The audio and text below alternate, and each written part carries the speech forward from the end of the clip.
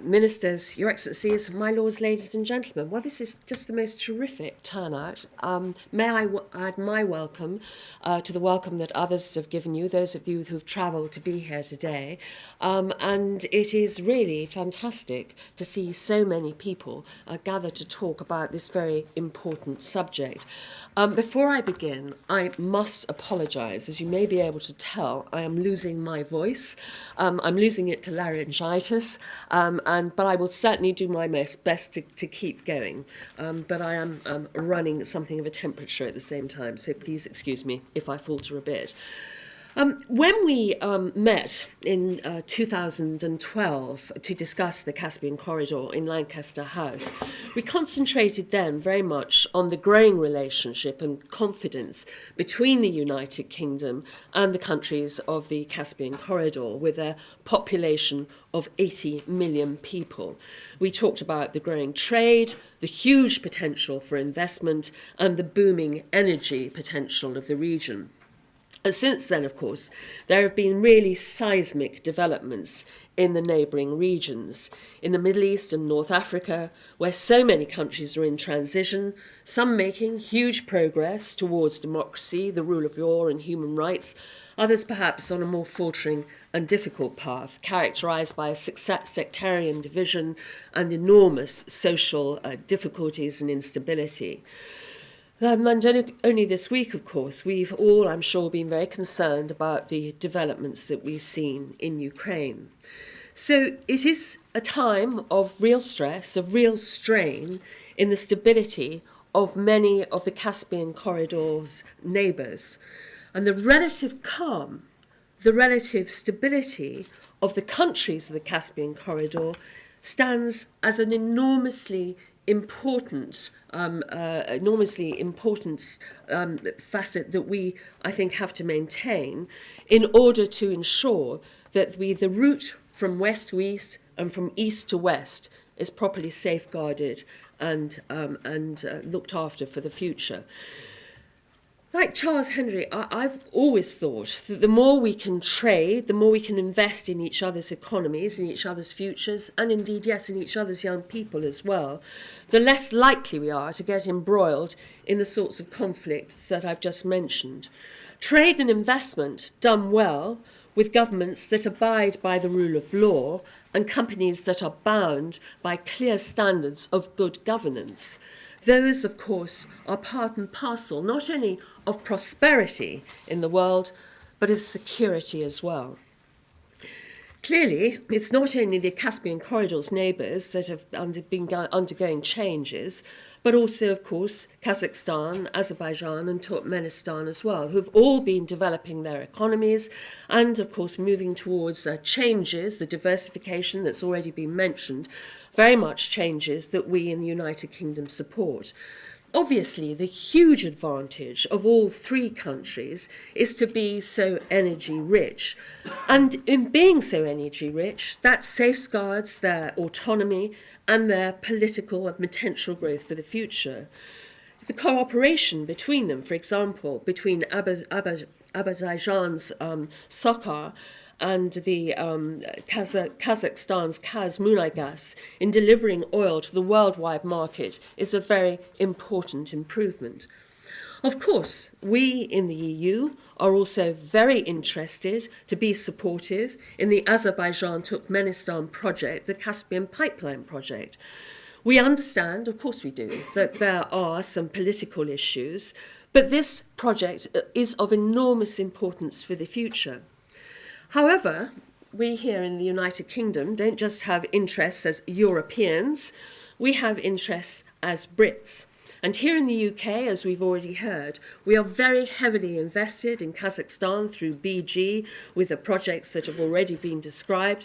And of course, we hope those are going to grow in the next few years.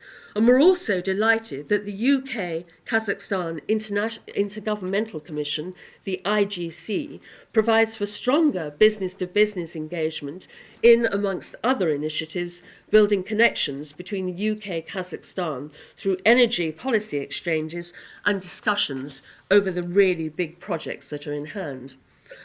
At the same time, our energy relationship with Azerbaijan is, as we all know, flourishing. There are 4,000 UK nationals in the country at the moment, with around 300 UK companies. And of course, they are mostly supporting the initiatives undertaken by BP. BP is the largest investor in Azerbaijan, has invested more than 20 billion in the Shah Denier gas field alone. And of course, on the oil side, BP has another huge role in supporting the production of over 80% of Azerbaijan's output. The picture in Turkmenistan is also one of growth in energy production, with the UK playing a very significant role, including through the supply chain. And part of the reason why our trade with Turkmenistan has grown so much in the last couple of years is obviously because of that. I was astonished to see that in the last 2 years, that trade has grown by 200%, actually to be precise, it's 193%, an enormously impressive figure. But energy production, vital as that is, and providing as it does the wealth and security for future development, is, as we've heard, very far from being the only issue. All of the countries that we're talking about have recognised the importance of diversifying their economies, and that was a point made very strongly a moment or two ago by Xavier Rollet. They're doing so through industrialisation, through domestic manufacturing, through looking at the capabilities around infrastructure development, the roads, the rail, and the airport capacity.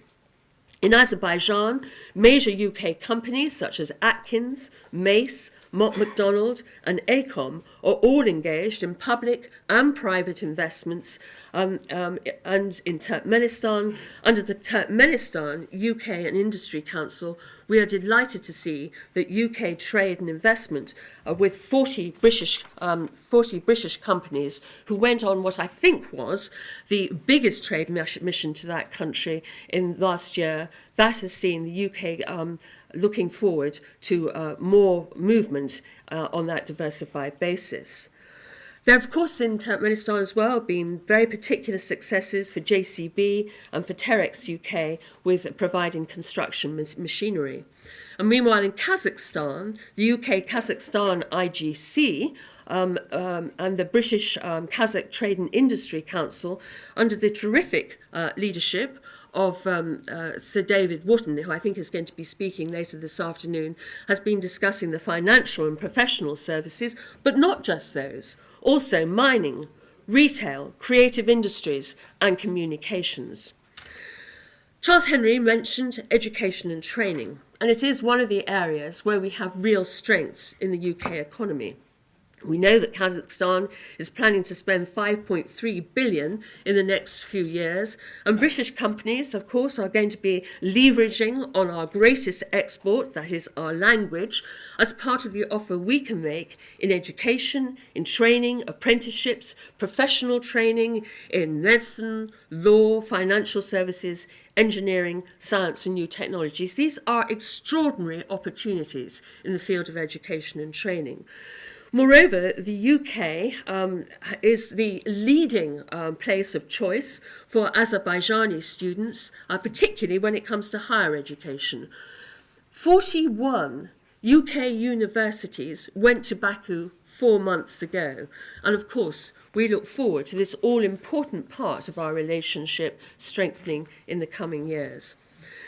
But I really can't leave this list of very exciting opportunities without saying something about sport. Charles mentioned this, and of course we here, with the success that we had with the 2012 Olympics, are looking ahead to Kazakhstan's Expo in 2017, and of course to the Turkmenistan with the Asian Indoor Martial Arts, and as well to Turkmenistan. We are on a very tight timetable as far as Azerbaijan is concerned with the European Games in 2015. I know that our Lord Coe met President Aliyev in January, and we look forward to being able to help with what is going to be, I know, an extremely difficult timetable for people to meet. Well, I've mentioned a number of sectors, and I think they are all important. But as we know, they are supported by our capacity in London, which is an unrivaled capacity in financial services and legal advice. And there will be a great deal of opportunity to discuss those later today, which I'm sure everybody will want to take advantage of. British business, from our bankers to a construction industry, through education, through healthcare, British business recognises the enormous potential of the Caspian corridor. Xavier Rolle really emphasised the importance of understanding that these relationships have to be long-term relationships of real commitment. Our business community, of course, needs a stable economic and political background in which to operate. We value very highly our membership of the WTO, and we look forward to the countries of the Caspian corridor looking at their possibilities of joining the WTO, which is, after all, the most important international facilitator and regulator of trade and investment. But our investors also want clear legal frameworks within which to work, and in partnership with all three countries, the partnerships that recognise, for example, the importance of mechanisms which provide for sorting out commercial disputes, and we need some resolution procedures on that. We have excellent business arrangements through our business councils with all three countries, and they are providing the forum for increasing our trade and investment relationship, which is, of course, one of the real foundation stones of mutual security and prosperity. So I, like others, look forward to this conference, but more than that, I look forward to the growing relationship in trade and investment between the United Kingdom and the countries of the Caspian corridor. Once again, I apologise for my voice. Thank you.